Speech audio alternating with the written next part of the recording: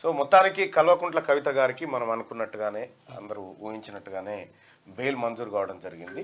So ఆమెను ఒక మహిళగా ఆమెకు ఉండాల్సినటువంటి హక్కులను మేము గుర్తిస్తున్నామంటూ సుప్రీంకోర్టు ఈడీ అలాగే సిబిఐ కేసులో ఆమెకు బెయిల్ మంజూరు చేయడం జరిగింది. దాదాపు 5 నెలల పైచిలకు ఆమె తిహార్ జైల్లో గడపడం జరిగింది. సో తిహార్ జైలు నుంచి నిన్న రాత్రి 9:30-10 గంటల ప్రాంతంలో విడుదలైనటువంటి కల్వకుంట్ల కవిత గారు కొద్దిగా భావోద్వేగానికి లోనైపోయినారు. కొడుకును పట్టుకొని కన్నీళ్లు పెట్టుకున్నటువంటి పరిస్థితి. ఆ తర్వాత ఆమె మీడియాతో కూడా 1-2 నిమిషాలు మాట్లాడే ప్రయత్నం చేసింది. ఏం మాట్లాడింది, ఆమె ఎలా వెళ్ళింది, ఏం కథ, ఏం జరిగింది అనేది ఒకసారి ఫస్ట్ చూసిన తర్వాత నెక్స్ట్ టాపిక్లోకి పోదాం. రైట్, ఆమె రిలీజ్ అయినటువంటి సందర్భంలో మాట్లాడింది. మాట్లాడుతూ ఏమన్నదంటే, నేను కేసీఆర్ కూతుర్ని, అసలు నేను తప్పు చేయలేదు, నన్ను నా పిల్లలకి ఒక తల్లిని ఆడబిడ్డలకి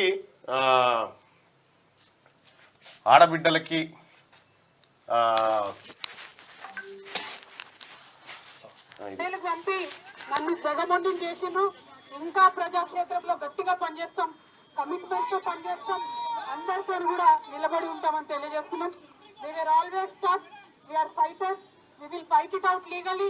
We will fight it out politically. We were always tough. By sending us to jail illegally, they only made PRS and KCR's team unbreakable. Thank you. Jai Telangana, Jai Hind.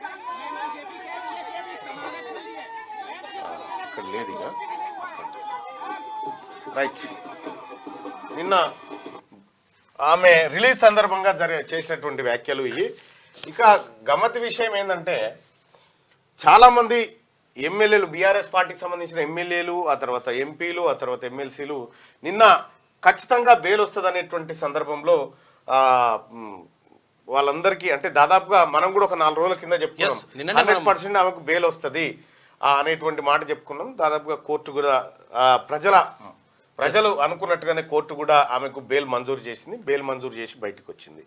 బయటకు వచ్చిన తర్వాత ఆమె కన్నీళ్లు పెడుతూ ఒక మాట చెప్పింది. మీరు తీసుకొని ఉండారా ఇవన్నీ ముందే? కన్నీళ్లు పెడుతూ ఒక మాట ఏం చెప్పిందంటే, ఒక తల్లిని బిడ్డలకు 5 నెలల నుంచి దూరంగా ఉంచి బంధించడం ఇది దుర్మార్గం అనే మాట చెప్పింది. అమ్మ కవిత గారు, నేను కూడా చెప్పదలుచుకున్నా, సేమ్ డైలాగ్ మీ నాయనకు పోయి చెప్పు. నాయన, మనం కూడా గతంలో చాలా మంది ఆడబిడ్డలు కన్నీళ్లు పెట్టుకునే పరిస్థితి క్రియేట్ చేసినాం. మనం కూడా అక్రమ కేసులు పెట్టినాం, మనం కూడా జైల్లో బంధించినాం, మనం కూడా హింసకు గురి చేసినాం. నాయన, మరి నేను అనుభవిస్తే నాకు అర్థమైంది, నువ్వు ఇంకోసారి పొరపాటు చేయకు నాయన అని చెప్పి మీ నాయనకు చెప్తే అప్పుడు లెక్క సాఫ్ ఉంటుంది. ఇక రెండో విషయం ఏంటంటే, సరే కవిత గారికి బెయిల్ రావాల్సిందే, ఆమెని ఎక్కువ రోజులు బందీగా ఉంచడానికి కూడా వీల్లేదు. భారత రాజ్యాంగం, మన చట్టాల ప్రకారం ఆమెకు బెయిల్ పొందే హక్కు ఉంది. సో మరి ఇది తప్పుడు కేసు అని చెప్పి ఆమె చెప్తా ఉన్నారు. కేసు పెట్టింది భారతీయ జనతా పార్టీ ప్రభుత్వం, ఏది ఎన్డీఏ ప్రభుత్వం ఆధ్వర్యంలో కేసు కట్టిరు, లిక్కర్ స్కామ్ అని చెప్పి. అటు సిసోడియా బయటికి వెళ్ళిండు, ఇటు ఈమె బయటికి వెళ్ళింది. కేజ్రీవాల్ ఇంకా లోపట్నే ఉన్నాడు. సో ఈ రకంగా తప్పుడు కేసులు పెట్టినటువంటి భారతీయ జనతా పార్టీ మీద ఇప్పుడు బీఆర్ఎస్ పార్టీ యుద్ధం ప్రకటిస్తుందా? ప్రకటించే ఛాన్స్ ఉందా? మొన్న రేవంత్ రెడ్డి గారు చెప్పినట్టుగా కేసీఆర్ గవర్నర్గా పోతాడు, హరీష్ రావు కేంద్ర మంత్రి అవుతాడు, బీజేపీ రాష్ట్ర అధ్యక్షుడు కేటీ రామారావు అవుతాడు. ఇది జరగబోతుందని చెప్పింది సత్యమవుతుందా? ఒకవేళ అదే నిజమైతే భారతీయ జనతా పార్టీ బెయిల్లో సహకరించింది అనుకుంటే మరి మీరు మాట తప్పొద్దు, వాళ్ళకు కూడా మీరు మాట తప్పొద్దు బీఆర్ఎస్ పార్టీ నాయకులు. మరి వాళ్ళకి మీకు ఏం ఒప్పందాలు జరిగినాయి, ఏం కథ అనేది మాకు సంబంధం లేదు. అయినప్పటికీ కూడా మీరు మాట మీద ఉండుర్రి. మీరు మాట మీద ఉండి వాళ్ళకైతే ఏమైతే హామీ ఇచ్చారో, గత ఈ బెయిల్ రోజు కంటే ముందు ఒక 10 రోజుల క్రితమే బాబాబొమ్మర్దులు ఇద్దరు ఢిల్లీకి పోయి ఎవరెవరిని కలిసిరు, ఏం కథ, ఏం సెటిల్మెంట్ అయింది, ఏం లెక్క అనేది కూడా అవసరం లేదు. సరే వచ్చింది, అయిపోయింది, బెయిల్ వచ్చింది అంతే. బెయిల్ వచ్చిన తర్వాత ఆమె నిందితురాలు మాత్రమే, ఖైదీ మాత్రం కాదు.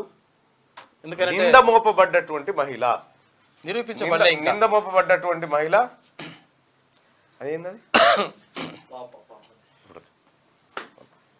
అయితే నింద మోపబడ్డటువంటి మహిళ ఎవరైతే ఉన్నారో ఆ మహిళ ఖైదీ మాత్రం కాదు, ఆమెకు హక్కులు ఉన్నాయి, ఆమె రావాల్సిందే. కానీ ఆమె వచ్చిన తర్వాత పరిణామాలు బీఆర్ఎస్ పార్టీ బీజేపీ మధ్య ఏమైనా ఒప్పందం జరిగిందా అనేది మహేష్ కుమార్ గౌడ్ ఆరోపణ.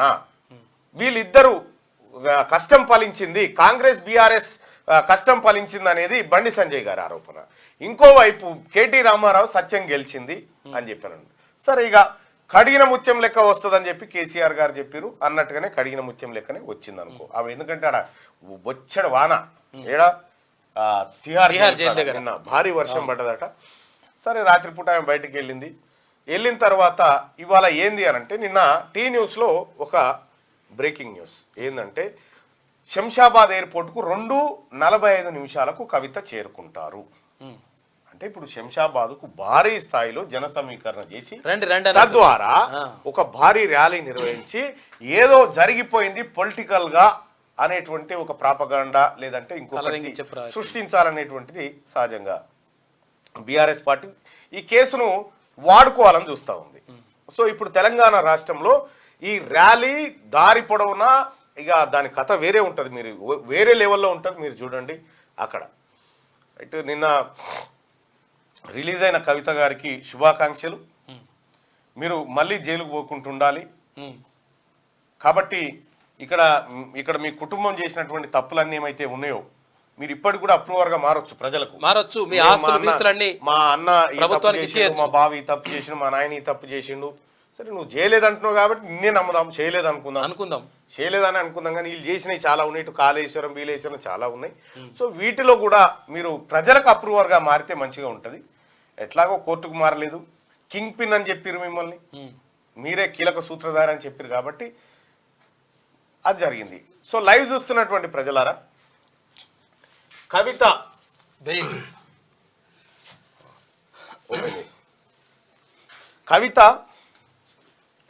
కవితకు బెయిల్ రావడాన్ని మీరు ఎలా చూస్తారు? సో మార్నింగ్ న్యూస్ చూస్తున్నటువంటి మిత్రులారా, ఈ లైక్ బటన్ని క్లిక్ చేయండి, అలాగే షేర్ చేయండి. కవితకు బెయిల్ రావడంతో మీకు ఏమనిపిస్తుంది? సంతోషంగా ఉంది అనుకునే వాళ్ళు ఇక్కడ, నిరుత్సాహంగా ఉంది అనుకునే వాళ్ళు ఇక్కడ. జై తెలంగాణ అంటుంది ఏందన్నా అంటే భారత్, అది మరి మనకు తెలియదు. అవును, జై భారత్ అనాలిగా. మనది జాగృతి సంస్థ భారతదేశానికి చేసిరు, ఇది భారత రాష్ట్ర సమితి చేసిరు. ఎందుకన్నా ర్యాలీ అంటే మరి ర్యాలీ చేయాలి కదా, తప్పదిగా ర్యాలీ చేస్తేనే కదా, లేకపోతే మాట వస్తుంది. విషయం ఏంటంటే నువ్వు చేసింది ఎంత బేకార్ పని అయినా సరే హల్చల్ చేయి, అంతే. హల్చల్ చేస్తే పెద్దగా అవుతుంది అన్నట్టు. రైట్, మీ ఒపీనియన్ పోల్ చేయండి. కవితకు బెయిల్ రావడం వల్ల నిరుత్సాహం ఉందా? Anil, liquor don to BJP BRS ఒక్కటే, ఇంకోసారి పోతుంది, తెలంగాణలో మళ్ళీ వచ్చింది, ప్రభుత్వ ఉద్యోగులకు కూడా అందరితో రుణమాఫీ అవుతుందని అంటిది, లిక్కర్ రాని. రైట్, మార్నింగ్ న్యూస్ చూస్తున్నటువంటి మిత్రులారా, లైక్ బటన్ని క్లిక్ చేయండి, అలాగే షేర్ చేయండి. మీకు కాసేపట్లో ఒక సంచలన విషయం కూడా చెప్తా. కవితకు బెయిల్ రావడంతో మీకు ఏమనిపిస్తుంది అంటే, దాదాపుగా ఒక 1300 మంది ఓటింగ్లో పాల్గొన్నారు. 1400, 1500 మంది చూద్దాం.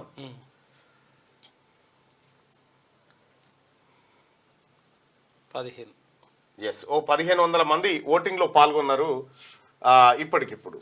సో ఇప్పుడు కవితకు బెయిల్ రావడంతో మీకు ఏమనిపిస్తుంది అంటే, సంతోషంగా ఉంది అనుకునే వాళ్ళు ఎంతమంది, నిరుత్సాహంగా ఉంది అనుకునే వాళ్ళు ఎంతమంది? సపోజ్ సంతోషంగా అనుకుందాం, కేవలం 16% మంది మాత్రమే సంతోషంగా ఉన్నారు. 16% మంది మాత్రమే సంతోషంగా ఉన్నారు ఆమెకు బెయిల్ వస్తే. నిరుత్సాహంగా ఉన్నోళ్ళు 84% మంది ఉన్నారు. సో అంటే ఈ లైవ్ చూస్తున్నటువంటి ప్రజలకు ఎక్కువ సంతోషం లేదన్నట్టు ఆమెకు బెయిల్ రావడాన్ని పెద్దగా జీర్ణించుకోలేకపోతా ఉన్నారు. సో అది మనం ఏం చేయలేం. మీరు కోర్టు చెప్పిందంటే అది శిలాశాసనం కాబట్టి ఖచ్చితంగా కోర్టు ఇచ్చినటువంటి తీర్పును గౌరవించాల్సిందే. నిరుత్సాహంగా ఉంది కవితకు బెయిల్ రావడంతో మీకు ఏమనిపిస్తుందంటే, దాదాపు ఒక 2000 మంది ఓటింగ్ లో పాల్గొని నిరుత్సాహంగా ఉంది మాకు అని చెప్పి చెప్తా ఉన్నారు. సో అంటే ఇంకా ప్రజలకి కోపం పోలేదు కేసీఆర్ కుటుంబం మీద అనేది స్పష్టంగా అర్థమవుతున్నటువంటి అంశం. ఇక పటాకులు, ర్యాలీలు మినిమం 1000 కార్లకు తక్కువ కాకుండా ఇక్కడ మనం శంషాబాద్ నుంచి చూడొచ్చు, జామ్ అయిపోతుంది. ఎక్కడికక్కడ ఆమె రాక కోసం ప్రజలంతా చూస్తున్నటువంటి పరిస్థితి. రైట్ గా అందరికీ శరార్థులు. పెన్నుతో మీకు మంచి సోపతుందా? తెలంగాణ యాసలో ముచ్చట్లు రాయడం మీకు తెలుసా? మీలాంటోళ్ళని ఎత్తుకుతుంది మా క్యూ న్యూస్. మరి ఆలస్యం చేయకుండా మాకు ఫోన్ చేయండి. 8688892608 లైక్ చేయండి.